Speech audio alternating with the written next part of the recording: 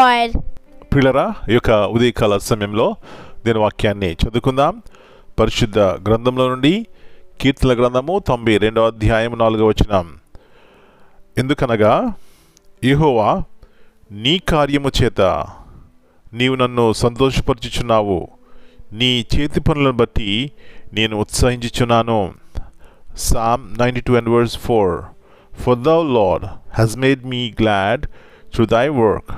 I will triumph in the works of thy hands. యేసు ప్రభువారి అతి శ్రేష్టమైన నామంలో పిల్లరా మీ అందరికీ శుభమును తెలియజేస్తున్నాను. మరి యొక్క నూతన వారమును ప్రారంభిస్తున్నాం. దేవుని కృప కాబట్టి నిండు హృదయంతో దేవుణ్ణి మనసారా ఆరాధించి ఆయన పూజించి ఆయనకి కృతజ్ఞతాస్తులు చెల్లించాలి. ఇక్కడ దావీదు చేస్తున్న పని అదే. ఎందుకు చేస్తున్నాడు అని చూస్తూ వచ్చినప్పుడు తన జీవితంలో దేవుడు సంతోషాన్నిచ్చినాడు. ఎప్పుడు సంతోషాన్నిచ్చినాడంటే దేవుడు చేసిన కార్యములు, సృష్టి యావత్తి కూడా ఎవరు దీని వెనకాల, ఎంత అందమైన ఎంత మధురమైనటువంటి సృష్టిని చేస్తుంది ఎవరు అని ఆలోచించి ఆ దేవదేవుణ్ణి ఆ కార్యములను చూసి ఆయన జీవితంలో సంతోషిస్తున్నాడు.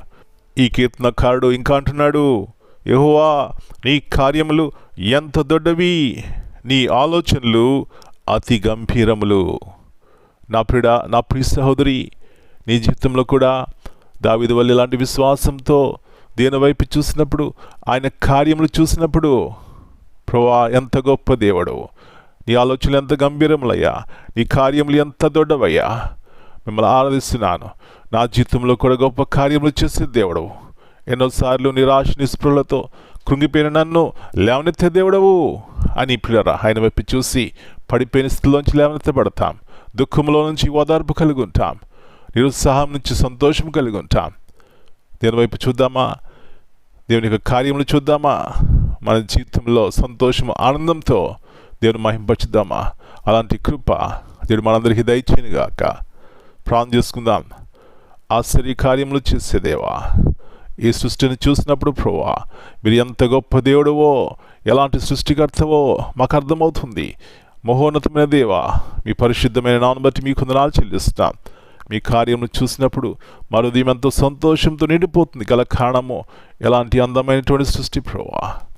దావీదు పాడుకుంటున్న రీతిగా మేము మా జీవితంలో కూడా ఈ విధముగా నీ కార్యములు ఎంత దొడ్డవయ్యా, నీ ఆలోచనలు ఎంత గంభీరమని పాడుకుని సంతోషించి ఆనందించడానికి సహాయం చేయమని, మా పిల్లల యొక్క జీవితంలో ఒకవేళ దుఃఖం ఉందా, నిరుత్సాహం ఉందా, డౌట్స్ ఉన్నాయా, కృంగిన స్థితి ఉందా ప్రభువా, మీ కార్యం చూసినప్పుడు మీ వైపు చూస్తే మాకు బలము శక్తి కాబట్టి మీ వైపు చూసి ఇలాంటి కృపను పొందుకోవడానికి సహాయం ఇచ్చేయమని మనం మీ చేతిగా అప్పగించుకుంటూ మా పిల్లల యొక్క కుటుంబాల మీద బలపరిచి సహాయం ఇచ్చేయమని నడిపించమని యేసు ప్రభువారి అతి శ్రేష్టమైన ఘనమైన నామమును బట్టి ప్రార్థన చేస్తున్నాను తండ్రి. Amen. God bless you all. My dear brothers and sisters, greetings in the precious name of our Lord and Savior Jesus Christ. In this verse 92 and verse 4 Psalm, this verse reminds us that true joy is found in recognizing and reflecting on the works of the Lord. It encourages us to shift our focus from circumstances to God's faithfulness, knowing that His works are perfect and purposeful. When we acknowledge His hand in our lives, our hearts are filled with gladness and we are strengthened with confidence and hope. Amen.